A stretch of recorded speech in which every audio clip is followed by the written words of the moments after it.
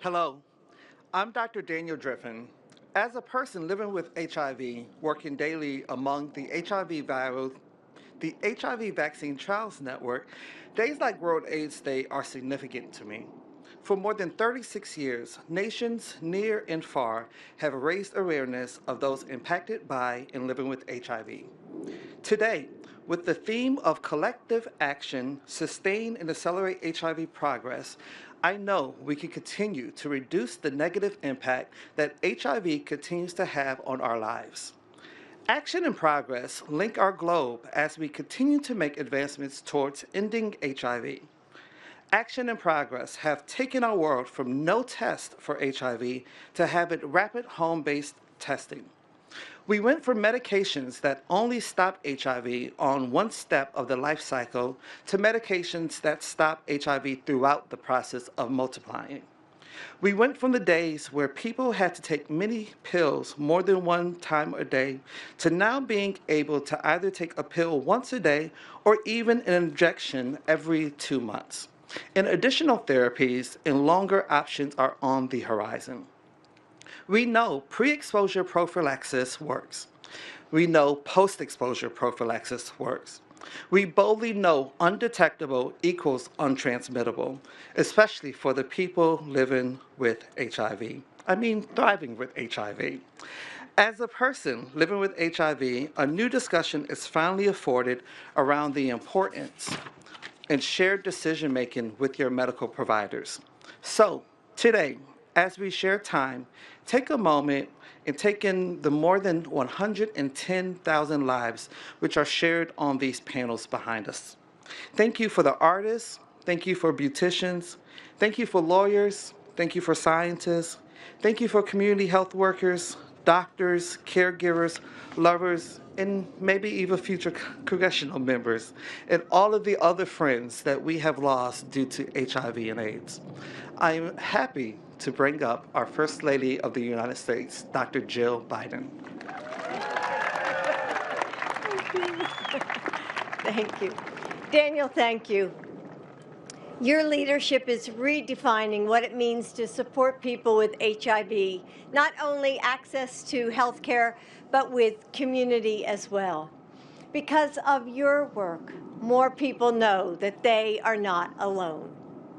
So, good afternoon and welcome to the White House. Hidden in crowds scattered throughout workplaces and grocery stores and parks, there is a fellowship of people who have lost sons and daughters. To the uninitiated, we look normal, average, whole, but like a secret handshake, I can spot them by the sadness that rests in the corner of their smile, by the curve of their shoulders, as if they can still feel the small arms of a child wrapped around their necks. And though we are strangers, we know untellable truths about one another, that we will spend the rest of our lives longing for a face that's gone forever. And, and that when they left our world, they took a light inside us with them. Still, we have discovered moments of grace too.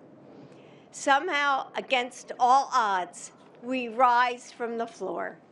We find a fortitude that we didn't know we had, and we reach out for help. We realize that we're not alone.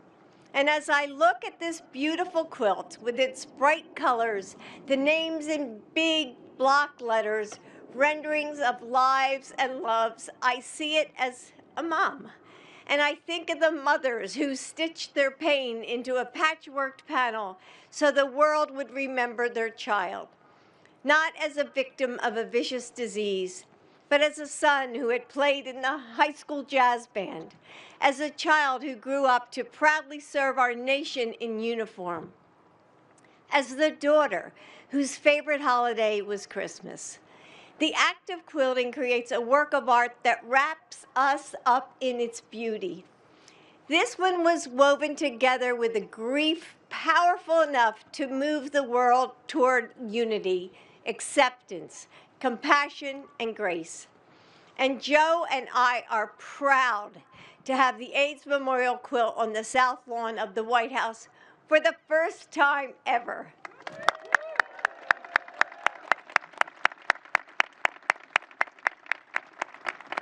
And it is especially meaningful to gather with you on World AIDS Day. May we all feel the power of this worldwide day of unity. And may we always cover each other in kindness, compassion, and beauty. Joe and I are honored to have Jeannie White-Gender here with us and to join her in remembering her son, Ryan White.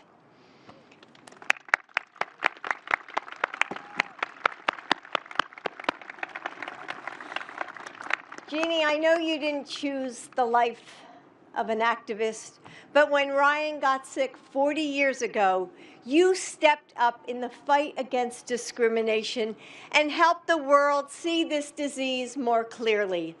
I know that a part of you is still missing. Mother to mother, thank you for your strength. So, Jeannie, would you like to say a few words?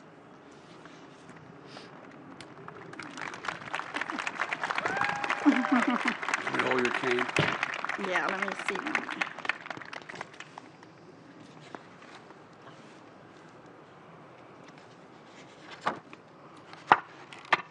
Where's my? Here, I think it's this way. Here it Okay, is. sorry. Good afternoon, everybody. My name is Jeannie White-Gender, and I am the mother of Ryan White. Ryan was a smart and funny teenager who became HIV infected at the age of 13. He contracted HIV at the age of 13 and from a blood transfusion. AIDS took him from us 5.5 years later, but not before he fought his way back to school and taught America we needed to fight AIDS and not the people who have it.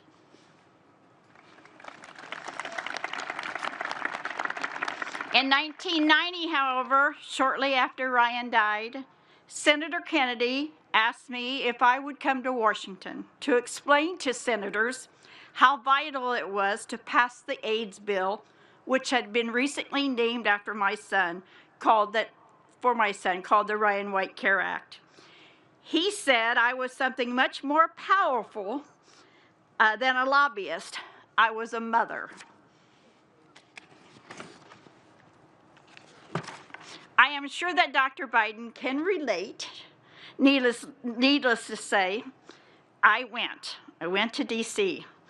The first senator I met was getting off the elevator at the Capitol with Senator Joe Biden.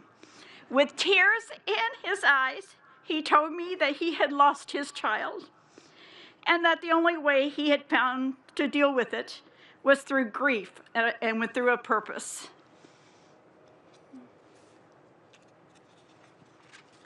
In the 34 years since, that's exactly what I've tried to do in partnership with the extraordinary community here today that has become my family.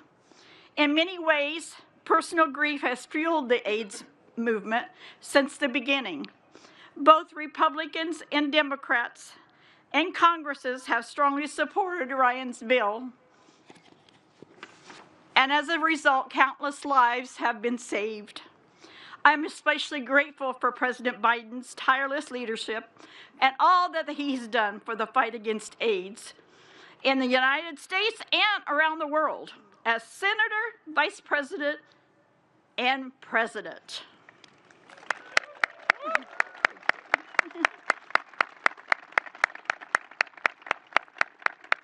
That's why, along with my daughter, Andrea, and on behalf of my dear friend and partner in this work, Sir Elton John and his foundation, and so honored to introduce today our Commander-in-Chief in the fight against AIDS, President Joe Biden.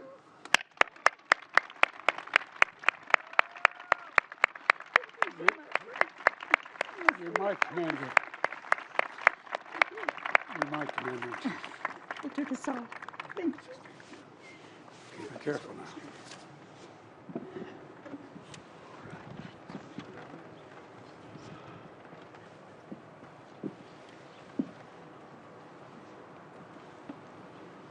I told her she's my commander-in-chief. Folks, you've changed the world. Sorry, I have a cold. You've changed the world. Jeannie, thank you for the introduction and for your courage. You just described the first time we met after your son passed away. And what I saw in you then was something extraordinary.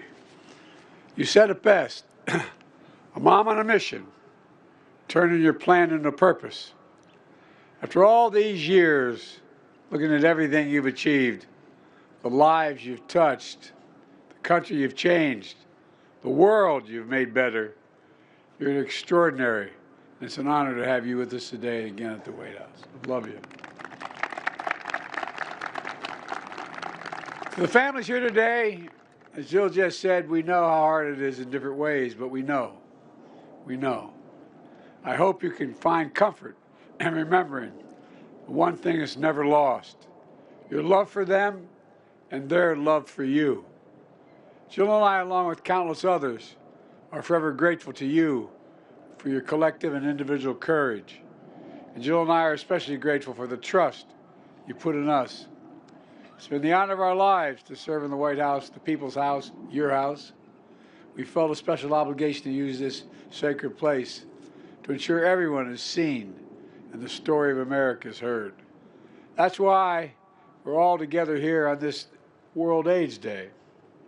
And I want to thank all of you, allies and advocates, who are here, including Sir Elton John's Foundation, and so many others for the long history of this fight, both globally and here at home. Jill and I met with Elton and David this summer, and this event is in no small part the result of that meeting. And a special thanks to one of the great public health officials, a true hero, who we've led this fight against HIV/AIDS, Dr. Anthony Fauci. Where is Anthony?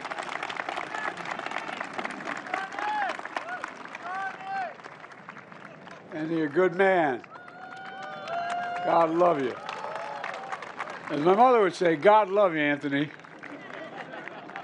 I also want to acknowledge Dr. Laura Shever, HIV leader, Department of Health and Human Services, who's retiring this year. She started when she was, after 25 years of service, she started when she was 10. Take a look at it. God love you. The idea of the quilt was conceived in 1985 by Clive Jones and Mike Smith, who is here with us today. Mike, there you are. Stand up, Mike. To honor the memory of all those we lost to HIV/AIDS. It started with one name on one panel nearly 4 decades ago.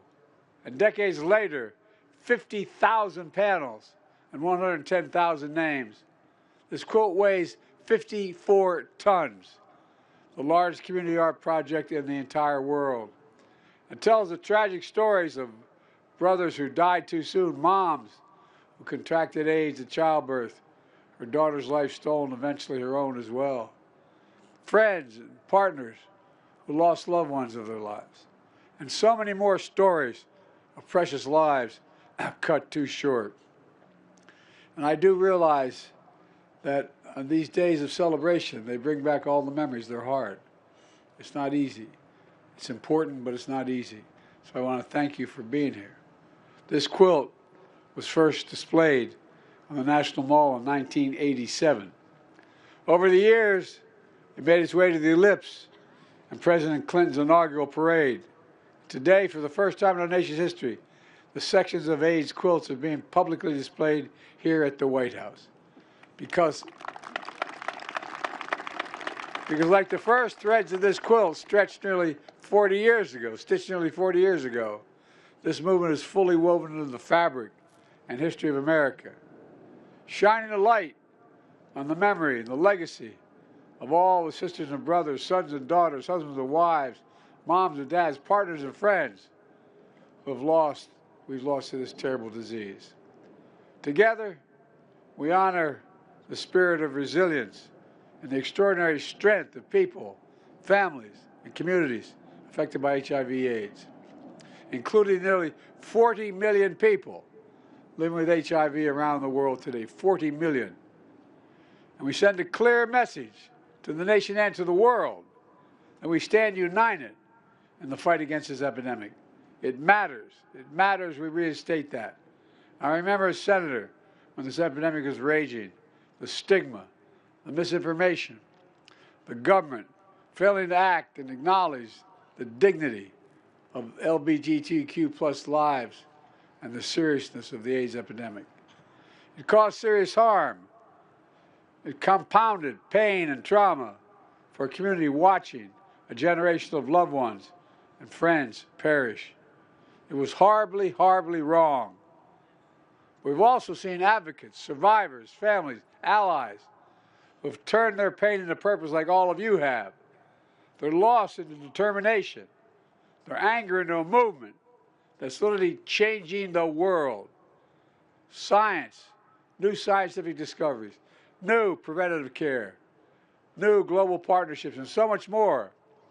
For example, through what's known as PEPFAR, President's Emergency Plan on AIDS Relief, launched by President Bush, and he deserves credit, George W. Bush. We made the single largest investment of any nation in the world to tackle a single disease, saving more than 26 million lives so far. I'm proud to have reauthorized PEPFAR last year, and I'm going to call on Congress to pass 5-year PEPFAR reauthorization to sustain these gains made globally. In fact, later today, I'm traveling in Angola in Africa, where we're deepening our partnership across the continent on mainly health priorities, including improving outcomes for people living with HIV through PEPFAR. It matters. It matters throughout the world. But for all our progress, too many people continue to live with HIV, including 1 million Americans.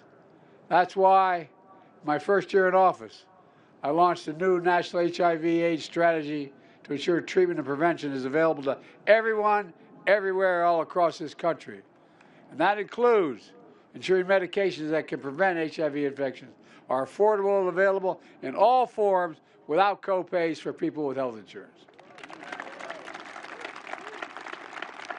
We made clear to the insurance companies they can't deny coverage for these medications or for lab tests that doctors recommend to patients. We're fighting the stigma of discrimination against the HIV community by ending the shameful practice of banning gay and bisexual men from donating blood, strengthening civil rights protections in medical settings for people with HIV, educating the public about the latest science and transmission testing and prevention and care. So many of you have been leading the way in these efforts, including the late Cornelius Baker, who passed away 3 weeks ago as a pioneer on advancing HIV testing. Together with all of you, we're also calling on states and community leaders to repeal outdated HIV criminalization laws throughout this country. And I'm proud to announce, before the end of my term, the Center for Medical and Medicare and Medicaid Services will update its guidance on HIV care, encouraging states to adopt the best practices using the latest science and technology. It matters. It matters. Folks, you've been standing a long time, so let me close with this. You're pretty good. I know the fight to end this terrible epidemic is hard, but look around today. I mean this from the bottom of my heart. Look around today at all of you, survivors, families, heroes, who have never given up. And I know it's a fight that we're going to win for all the lives lost, for all those that are still alive. Look at what you've already done to change the hearts and minds and save lives across the country and around the world. That's the power of this movement. That's the power of memory of your loved one. That's the power of America. We just have to keep going, keep the faith, and remember who in the hell we are. We're the United States of America, and there's nothing beyond our capacity when we do it together. Nothing, nothing, nothing. God bless you all. And I know I'd like to invite everyone to view the quilt. So, folks, I'm getting off this stage. But really and truly, I mean, from the bottom of my heart, you're changing the world. You're changing the world. Thank you, thank you, thank you.